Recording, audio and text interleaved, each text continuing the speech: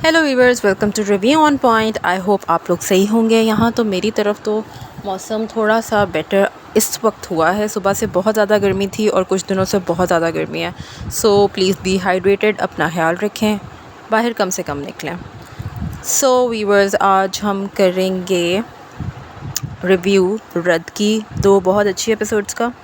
So let's start. ये थी गालिबन 23 और 24 एपिसोड। और हमने स्टार्टिंग में ही देखा जहाँ पर जो होती है अपनी ये ईमान, ये कर लेती है सालार को कन्विंस के वो थेरेपी के लिए जाए, और वो थेरेपी के लिए ही उधर किसी साइकेट्रिस्ट वगैरह के पास आके बैठे हुए होते हैं। तो वहाँ पर रिसीव होता है ईमान को एक एडिटेड अपनी शादी वाले दिन का ही मैसेज, वीडियो मैसेज होता है वो। तो वो उसको वो थोड़ा डिस्टर्ब कर देता है। हाँ, दिखाया नहीं गया कि किस किस्म की उसके अंदर एडिटिंग हो सकती है। दिखाया यही गया है कि वो जो सब कुछ उसने मोनोलॉग बोला था अपनी शादी वाले दिन, वही सारा कुछ चल रहा होता है। दूसरी तरफ साथ हमने देखा एक और सीन इसका अपने जैन का। जो जैन है उसके जो हैं बानो आपा और फादर जो हैं वो नाराज़ हो गए हैं उसके एटीट्यूड के ऊपर, जो उसने उधर रिश्ते वालों के घर जाकर शो करा है। और अब वो उसको छोड़ छाड़ कर उससे नाराज़ होकर चले गए हैं पाकिस्तान हमेशा के लिए। प्यारी ईमान को जिस तरह ही मैसेज रिसीव होता है वो उधर ही बैठे बैठे कर देती है फ़ोन सवेरा को, और कहती है कि मुझे डाउट है कि ये मैसेज मुझे जमील भाई ने भेजा। और साथ साथ ये भी कह रही होती है कि सवेरा तुम परेशान ना मत होना और अपना फैसले से पीछे मत हटना। इसके बाद देखा हमने सलार और ईमान जो हैं वो जा रहे होते हैं गाड़ी में, और जो सलार है हमारा प्यारा, उसने 1 मिनट के अंदर ही नोट कर लिया होता है कि ईमान डिस्टर्ब है, परेशान है, हंस नहीं रही है और कोई ना कोई इसको मसला बॉदर कर रहा है। अच्छा, अब ऑल ऑफ द सडन एकदम ये हुआ था इसी सीन से कि मोहब्बत की जब बात होती थी तो उसको इनडायरेक्टली वो बताती थी सलार को कि उसको जैन याद आ रहा है, या जैन की कोई ना कोई वो बात अब बीच में घसीट के लेके आ रही होती थी। ये 23rd एपिसोड के अंदर ही होना शुरू हुआ कि थोड़ी थोड़ी जब भी इन लोगों की कन्वर्सेशन हुई है बीच में, तो वहाँ पे जैन का इसने डायरेक्टली या इनडायरेक्टली ज़िक्र किया ही किया है।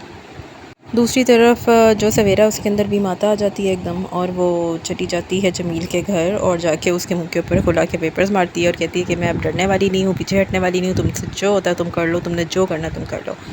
वो ये सारा कुछ कह के तो वापस जाने लगती है। तो जो होती है हमारी मुन्नी ज़ोया, तो उसको फिर अपनी पड़ जाती है देख के कि मतलब वो मतलब उससे कहती है सवेरा को कि तुम्हें ईमान की तो फ़िक्र है तो तुम्हें मेरी फ़िक्र नहीं है, और मैंने तुम्हें कहा था कि मैं खुश हूँ मोहसिन के साथ। और इसने मोहसिन से अभी इस तरह की कोई ज़िक्र भी नहीं किया होता कि जमील से खुला लेने लगी है सवेरा।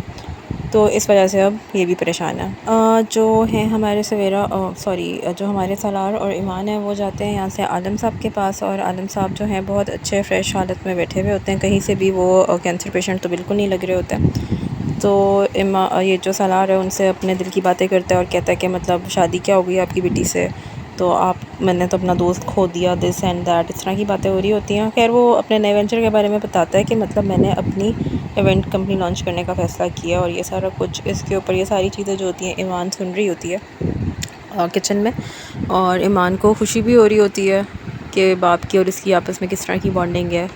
बहरहाल मतलब सारा कुछ अभी तक बड़ा हंकी डोरी और बहुत अच्छा चल रहा होता है। जब वो किचन में आता है ईमान के पास, तो ईमान से रहा नहीं जाता और वो उसको बता देती है कि उसको इस तरह की कोई वीडियो रिसीव हुई है और उसको डाउट है जमील भाई के ऊपर। फटाफट ही जो सलार है वो कहता है मैं अभी आता हूँ। वो सवेरा के घर जाता है और सवेरा और जोया जो हैं एक कमरे में लॉक हुई भी बैठी होती हैं जमील से डर के, और जमील जो है वो दरवाज़ा बार बार खटखटा रहा होता है ज़ोर ज़ोर से और कह रहा होता है कि सवेरा बाहर निकलो। खैर वो जो है बहुत ही ज़्यादा माचो बन के सलार ठा करके दरवाज़ा खोलता है, जो कि खुला ही होता है ऑलरेडी, और फिर आता है और आते ही साथ जमील को उसके गिरबान से पकड़ कर कहता है कि जब कह दिया है कि नहीं उसने तुम्हारे साथ रहना तो नहीं रहना, और मेरे घर को डिस्टर्ब मत करो, दिस एंड दैट ब्ला ब्ला ब्ला।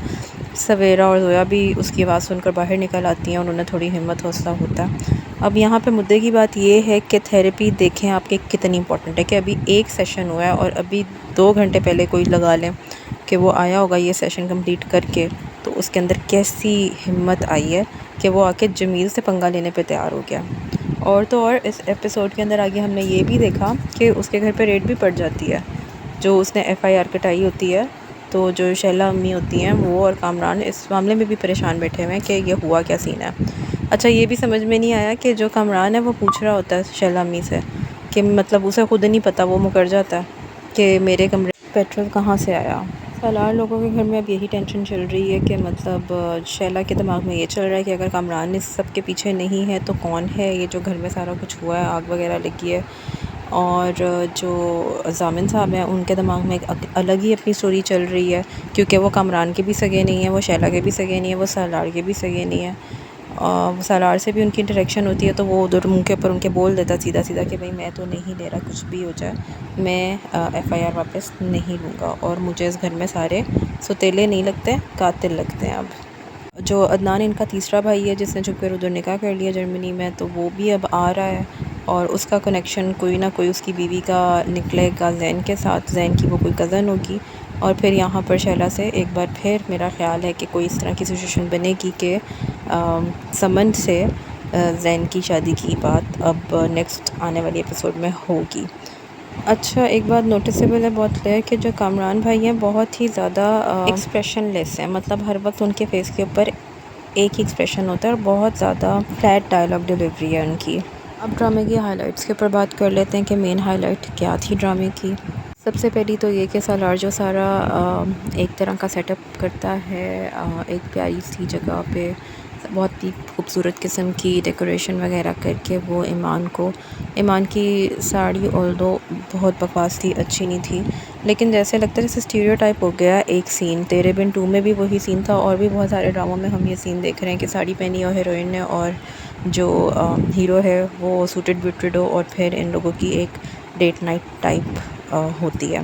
खैर यहाँ पर इसी तरह का कुछ इसे प्लान करता है सालार और फिर यहाँ पर वो बार बार उसे अपनी मोहब्बत का इज़हार करता है उसकी आंखों पर और उसको आपसे तुम पर आ जाता है। यहाँ पर भी स्टार्टिंग जो करती है ईमान, जब उसके बोलने की बारी आती है तो वो ज़ैन को ही बीच में लेके आती है कि ऐसा कैसे हो सकता है कि मोहब्बत का ज़िक्र हो और ज़ैन बीच में ना आए। बट पलक झपकते ही ऐसा होता है कि वो एकदम दोनों हाथों में सालार के हाथ लेती है और कहती है कि देखो सालार ये क्या हो गया कि तुम मोहब्बत का ज़िक्र कर रहे हो और अब ज़ैन मेरे ख़्याल में भी नहीं आ रहा। मतलब बड़े अजीब सा सीन था और फटाफट ही इसकी काया पलट हो जाती है बंदी की, फ़ौरन ही वो सालार से इम्प्रेस हो जाती है। खैर जी इससे ये पता चलता है आगे भी आने वाले एक दो जो नेक्स्ट सीन्स देखे हमने कि दे हैड अ मोमेंट और इनके बीच में अब जो भी ताल्लुकात नहीं थे वो ताल्लुकात बन गए हैं। ये तो बहुत ज़्यादा एक्सपेक्टेड था कि मतलब जब भी इनके बीच में सारी सेटलमेंट होना शुरू हो जाएगी या हो जाएगी तो फिर ज़ैन वापस आ जाएगा, और ऐसा ही हुआ कि ज़ैन जो है वो अपने बानो आपा और अपने अब्बू के पीछे पाकिस्तान वापस आ गया है। और जैसे ही वो पाकिस्तान वापस आया है तो उसको यादें और ज़्यादा आना शुरू हो गई हैं ईमान की। और तो और इसी एपिसोड के अंदर उसने ईमान को हॉस्पिटल में देख भी लिया जब वो अपने फ़ादर को लेके गया होता है, सेम ही हॉस्पिटल होता है और जहाँ पर कीमोथेरेपी के लिए आलम साहब को ईमान लेकर जाती है। तो ये भी एक बड़ी हाइलाइट थी। दूसरा ये हुआ है कि एक नया सामने आया है, प्लॉट क्या लेना चाहिए कि जो समीर है उसकी और सवेरा की में भी कोई सेटिंग आगे चलकर हो जाए, क्योंकि समीर जो है उसकी भी शादी ख़त्म हो चुकी है और अब वो सवेरा में इंटरेस्टेड में भी ऐसा लगता है कि हो जाए और फिर इस चीज़ को यूज़ करेगा जमील सवेरा के अगेंस्ट। एक और इम्पॉर्टेंट चीज़ हुई कि आलम साहब जो है उनकी जब से कीमोथेरेपी हुई है तो उनकी तबीयत जो है वो ज़्यादा ख़राब होना शुरू हो गई है, वो भी जो भी उसके कीमो के साइड इफ़ेक्ट्स होते हैं। खैर आलम साहब ने अच्छा परफॉर्म किया वो सब कुछ, लेकिन जो बेस्ट पार्ट था वो ये था कि जो हिबा बुखारी है एज़ ईमान, उनकी एक्टिंग और एक्सप्रेशन बहुत ज़बरदस्त है। जबकि दूसरी तरफ जो सालार है उसके भी कहीं कहीं पे डायलॉग डिलीवरी मुझे तो पसंद नहीं आई, स्पेशली जो इनका सीन था जहाँ पर वो उसको आई लव यू वगैरह कह रहा होता है, वहाँ पर भी मुझे सालार की एक्टिंग कहीं कहीं एक्सप्रेशंस जो है वो नहीं अच्छे लग रहे थे, बहुत फ्लैट और एक्सप्रेशन लेस सी डायलॉग डिलीवरी थी सालार की भी। जबकि कई कई जगह पे सालार की एक्टिंग बहुत अच्छी भी है, मगर स्पेसिफ़िकली इन 2 एपिसोड में कहीं कहीं उसकी कहीं लैक कर रहा था एक्सप्रेशन जो है ना। एनीवे ड्रामा अच्छा है और अब बहुत सारी चीज़ें काफ़ी ऑब्वियस है कि आगे चल के क्या होने वाला है ईमान की ज़िंदगी में। सो एक थ्रिल सा इस वक्त हुआ है तो लेट्स सी कि आगे किस तरह से कहानी आगे बढ़ती है। You guys take care, enjoy the बारिश वाला weather, take care, subscribe the channel, like the video, share the video, thank you।